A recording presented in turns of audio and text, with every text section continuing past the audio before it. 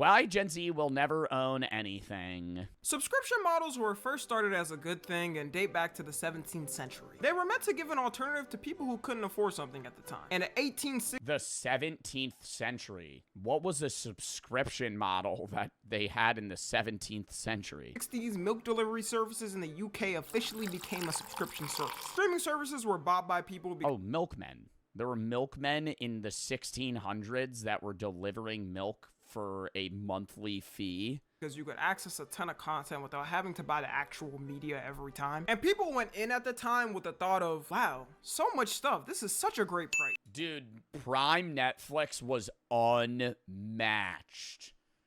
Back when there weren't 7 streaming services, more than that. Now there's Hulu, HBO, Peacock, Amazon Prime, Netflix, what else? Paramount Plus. There's a bunch of other ones. Disney Plus, Tubi. Tubi's free. Some other.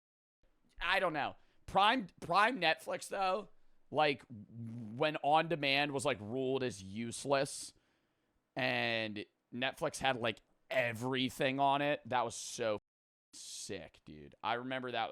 Obviously, I think looking back at it as well, their category was less than we perceive it. It was just like one of the first subscription services. So it was like, you know, really cool to be able to access anything on their service for free at any time. But now it's just like everybody's subscribed to 4 different streaming services.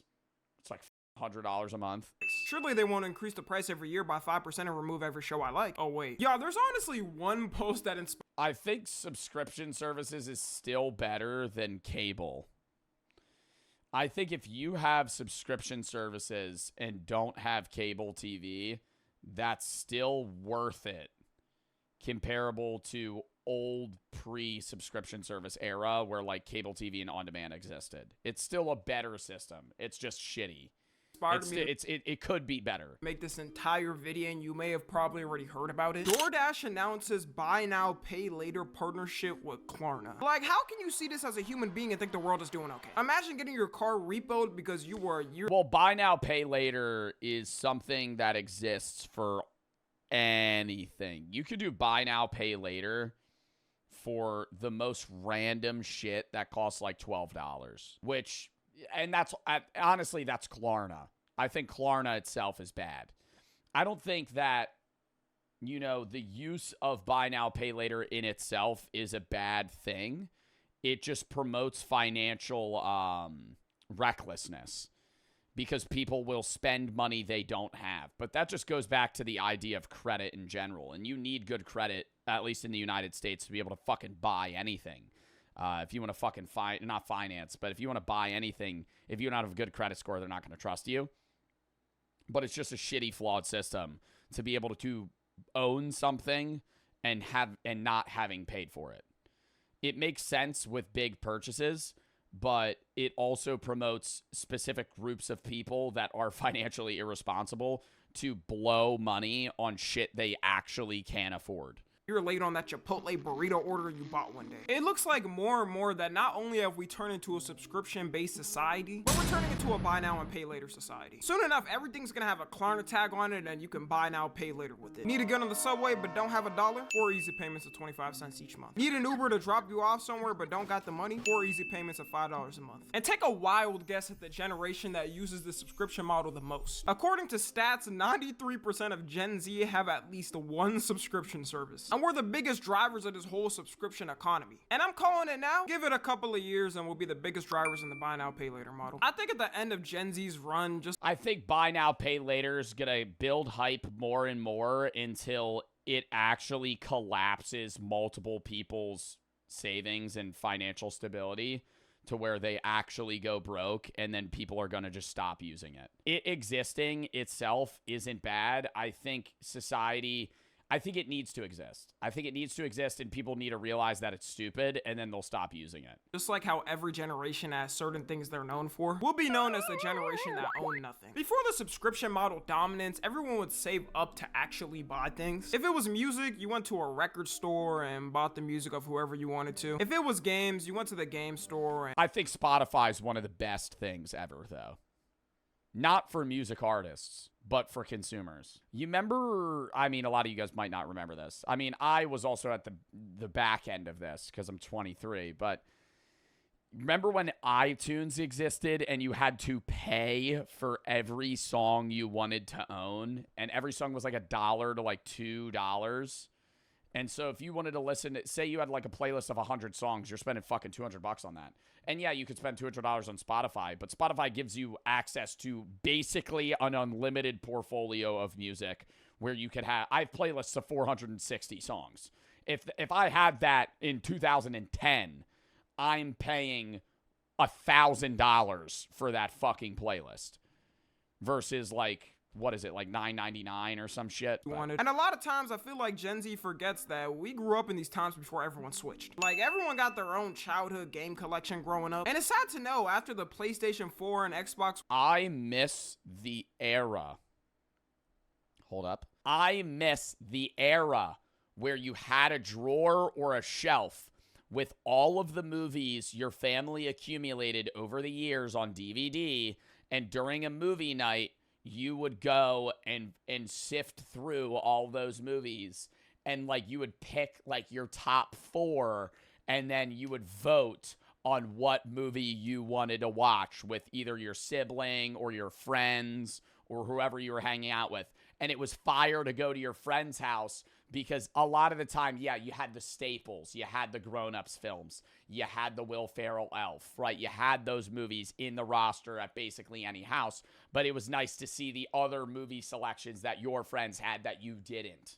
Consoles. I remember the feelings vividly of going to my homie's house and seeing what type of games they had in their collections. And I understand why people wouldn't want to go out to the store every time a new game releases, but the feeling of getting that game and that saran wrap and the beautiful packaging, it was just better. And I never was one of the buying a physical copy of a game felt a lot more rewarding than a digital copy. People that waited in line at midnight to get a game drop, but seeing the old videos of people waiting for the new Call of Duty to drop or anything is so nostalgic. And people's first worries with digital content taking over for the next generations was that because you didn't physically own it, they could take it at any moment and there's nothing you could do. But everyone thought surely that would... Dude, I don't like the fucking the service some games are going down right now where they want you to pay for a subscription to the game rather than actually own the game.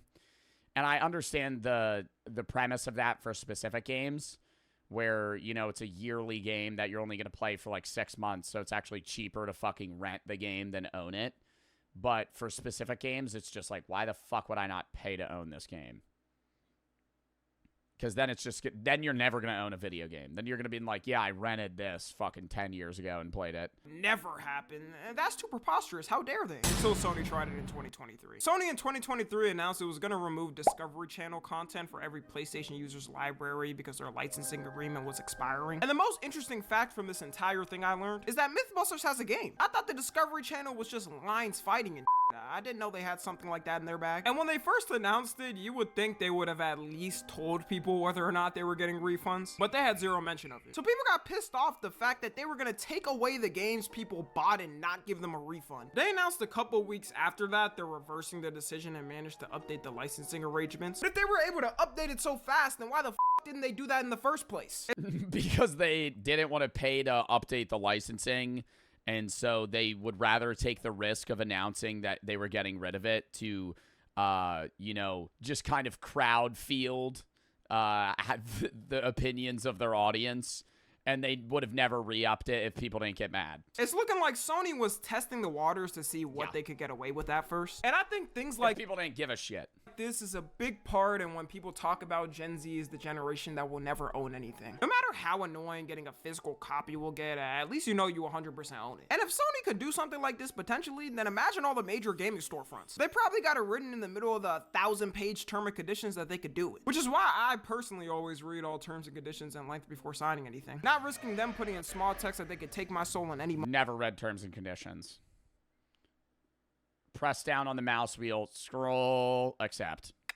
Click. Gen Z will never own a house. I think most people probably won't even start the process of getting one. Like, our generation's already having a hard time trying to get an apartment. Because nowadays, they be requiring you to make 3x the income just to rent it. Just worry if you get your money at the end of the month or not, my. Don't worry on the ways I had to get it. Imagine you're someone making a good salary, like $6,000 a month. You think something like $3,000 a month is good because that's half your income and it's a nice place. Then they come back. That's dumb as hell.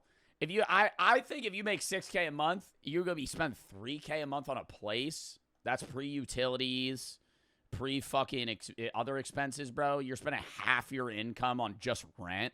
Saying you gotta make at least $9,000.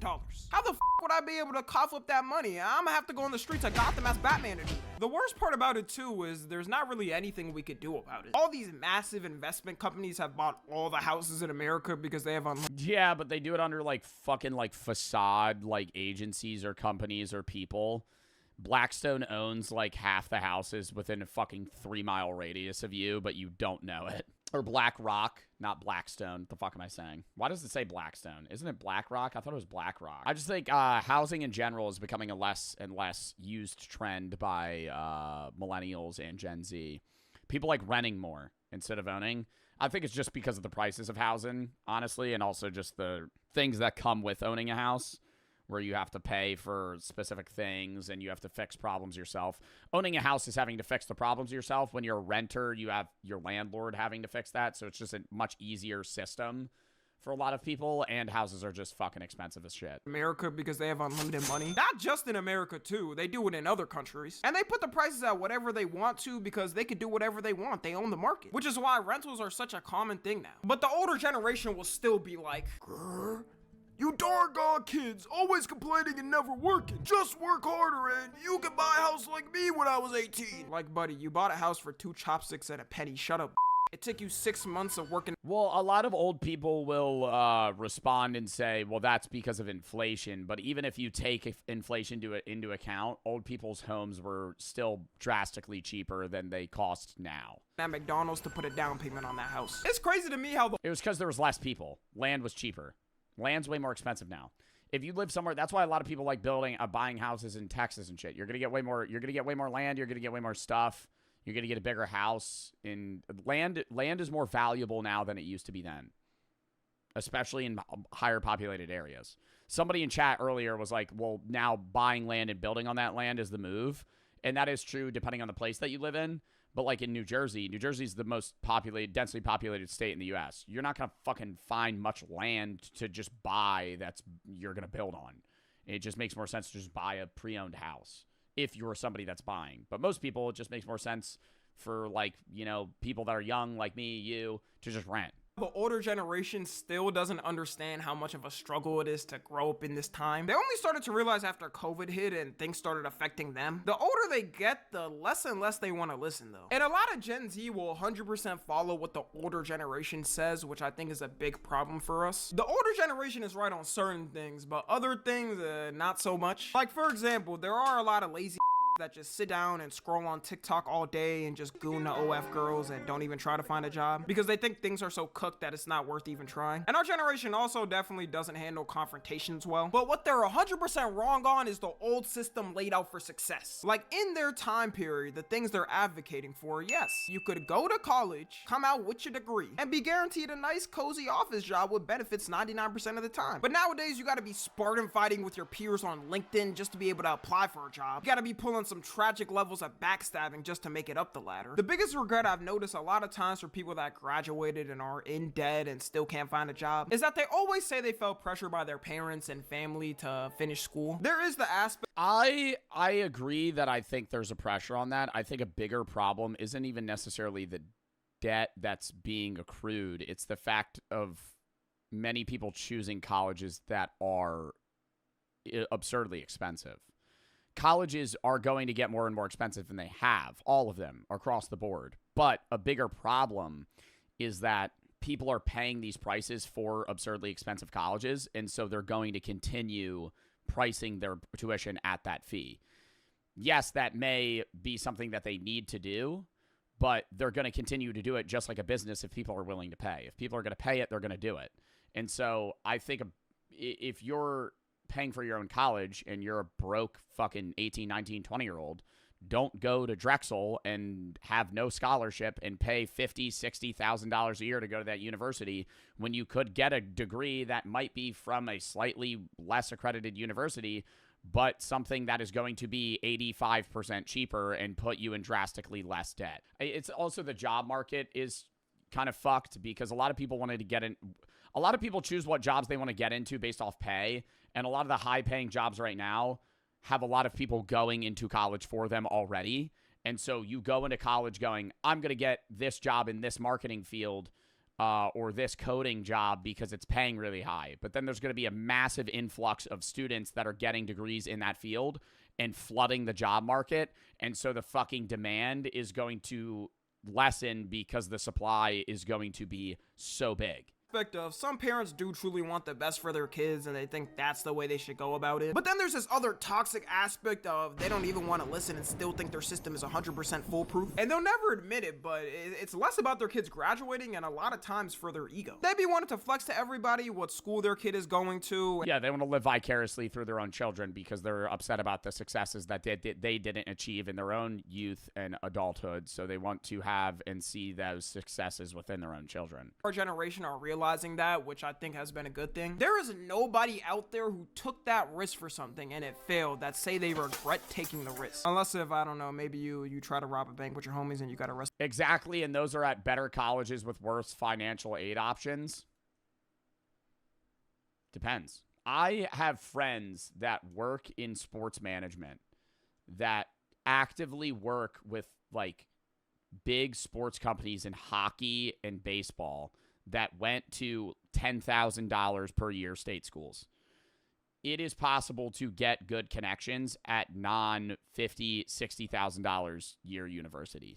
If you think the only way you could get a connection is putting yourself $250,000 in debt, you are wrongly perceiving the education system. I'm not one of those that says college is useless all the time and you should become a dropshipper on TikTok and be eternally sent to posting ads like this for people to buy. Mustard or ketchup! They be selling this shit and then it has fucking 4,500 sold. And I'm going, who the hell's buying this? But something the older generations don't acknowledge is the amount of ways you can earn money nowadays. Everyone knows there's like a million ways you can make money online. Half of Gen Z is also Uber drivers and Door Dashers instead of even having a traditional job, which you can have pretty much zero education to do. Some of these people are high school dropouts and make more doing those jobs than a college grad. Don't drop out of high school though.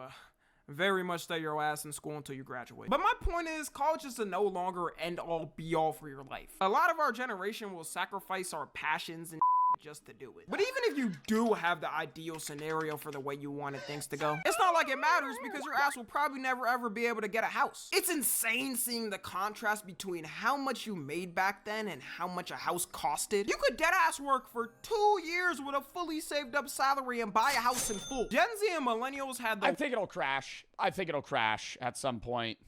My non-educated Joe Bart prediction, I think the housing market's going to fucking tank at some point and it'll become more affordable eventually because the system will be so fucked to the point where nobody's going to be able to buy a house and everybody's going to be renting and that's just a fucking shit ass. What did Max say?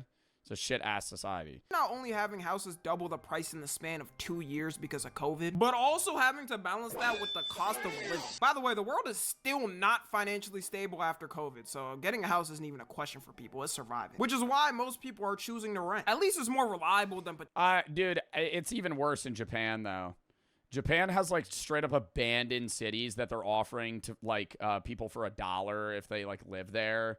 And the perceived houses in the United States are perceived as like appreciating assets. In Japan, I think it's in the US, I think it's 80% of houses are not built, meaning 80% of houses sold are already existing homes that people then move into. In Japan, I think it's like 15% of houses that are bought are existing homes. Meaning that the majority of Japanese people that are buying houses are either demolishing them and building another house or just buying land and building another home, which just they're just constantly breaking down and rebuilding and breaking down and rebuilding. And in Japan, they have the option to buy land and buy the house separately. And most homes that are sold in Japan, both are sold at the same time, but you could theoretically live in a house in Japan and not own the land that you live on. Payments. People have also been speculating that the new houses being built every year are becoming weaker and weaker. Like, there's videos of construction workers showing how badly some of the houses are actually built, and it's insane. You ever see some of the 3D printed houses? Or like the printer homes where it literally is just like a weird like tube that's like squeegeeing like toothpaste level concrete? They look so fucking unsturdy. I know they're good. Like, they're probably not gonna fucking cave, but they look whack. All these $200,000, $300,000, $400,000 houses. Hell, here's one. There's one. All right. I want to show you what these sumbitches are made out of. You see that? Better. Just live in a shipping container. Just buy like 4 shipping containers and fucking weld them together. Okay. And put insulation in. There's this. Ain't shit to it. I want y'all's goddamn homes built out of fucking cardboard. 200 G's. 200 G's. It's 2025. There ain't gonna be nothing wrong with new construction.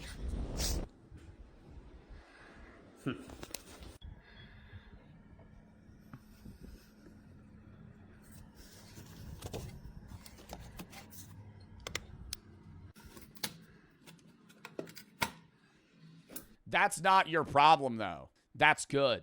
That's not good. But when you go to buy that house, they're going to have a house inspector inspect your house. And they're going to go, this has a lot of fucking problems. And then you're going to be able to fucking rake down the price fucking 80 grand because there's a fucking hole in the roof. Like, when you buy a house, I mean, that's different if they bought the land and they're paying somebody to build on it. But when you go to buy a house from somebody, you're going to get somebody to look at the house to make sure it's safe. You're not just going to trust the guy that's like, yeah, she's a beauty.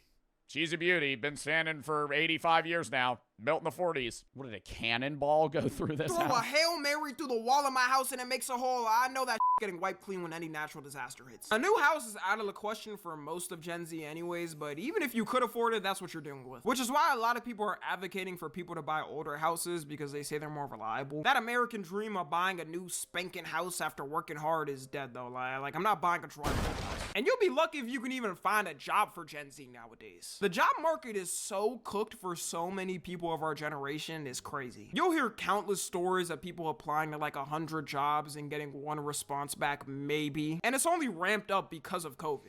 I think it depends what type of job you're trying to get into as well. I have a lot of friends that have been recently applying to jobs and getting them fairly quickly, but it's the field that they're in has a high demand and low supply. If you're somebody that's getting into a job field that has a lot of current workers that are competing with you in Gen Z, it gets bad. From someone who hasn't had a traditional job in years. I remember in like 2019 when I was in high school applying to a bunch and getting denied. But after about a week, I managed to work at this pizza place and get hired with 0 experience. It's almost impossible to have something like that nowadays. Nowadays, people are complaining that some internships. I think people also are really bad at applying to jobs as well. And a lot of them are online, but sometimes, like when I was applying to a job in high school, and this was like an entry-level job, I applied to like 40 places online. Not 40, like 20. I was applying at Dick's Sporting Goods. I was applying at McDonald's, Boston Market, Walmart, and none of them were responding. And then I walked into GNC one day because I had enough.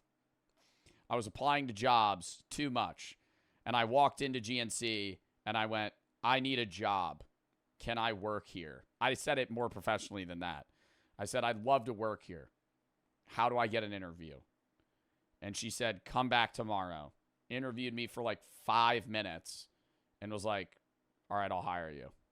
You'll work in 3 days. And I went, okay. Internships are requiring them to have experience too. Like am I an intern or an employee? You mean I need experience? How old were you? 18? But there may just be one beacon of hope for Gen Z. Before then, I did like yard work. Hustlers University. Nah, I'm just kidding. Over the next 20 years, Gen Z and millennials are supposed to have the biggest wealth transfer of all time. It's estimated. Yeah, because all the boomers are gonna keel over, but then a lot of death tax will take place. Government will rake in a lot of money, but then that'll get transferred. Actually, not to millennials.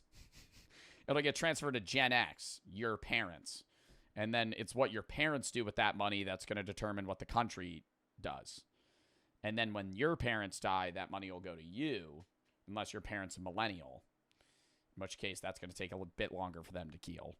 And then they'll decide what to do. Estimated that $84 trillion of assets are going to be passed down from the older generations to us. And that's accounting everybody 40 and below. According to the new updated terms of being UNC status by the internet though, if you're over the age of 20 years old now, you're too old and you won't qualify. This is all counting though if your family does have assets they could actually pass down, which a majority of people might have, like a car and maybe their parents' house. But if they're still paying for that shit, yeah, you better run away or you're gonna have to take over their mortgage payments. Or if your family even likes you for real, they could just spend their last money on like some nice ass jewelry and die with the drip as a last you. A lot of this really won't matter though, They have all their nice jewelry. They don't even pass it down. They go, I want to get buried in this. because since everything is still going up, that money's probably going to be worth 1/3 of what it should actually be worth. The sad thing about all of this is we all know the system is taking place in front of our eyes, and You think there's ever a point in time where we run out of gold and start digging up dead bodies to obtain the gold from people that have been buried? we can't Probably not. do anything about it. We know the politicians will sell us out with a couple of donos on the table, and the companies can keep doing it as long as it's like that. The only way this changes is when those older generations die off and the younger ones take over. I forgot about when this happened. Is that we become the heroes and fix all issues, which will definitely happen for sure, because we're the most caring generation and always listen to each other with open minds. We'll have like 5 solid years before we bankrupt the world. Anyways, that's gonna wrap it up. I don't want to give everybody a doomer mindset, you know, like there is still hope for things. Things have already changed with time compared to the past. Like we've gotten way better at a lot of stuff. So don't worry everyone, have hope. We got Elon Musk running around with a chainsaw in the White House. Surely he'll do something. Follow me on Twitter, Instagram, and I don't know. I don't even do that much good, but he's doing stuff. All right. W stream, W video. We're going to call that there, chat.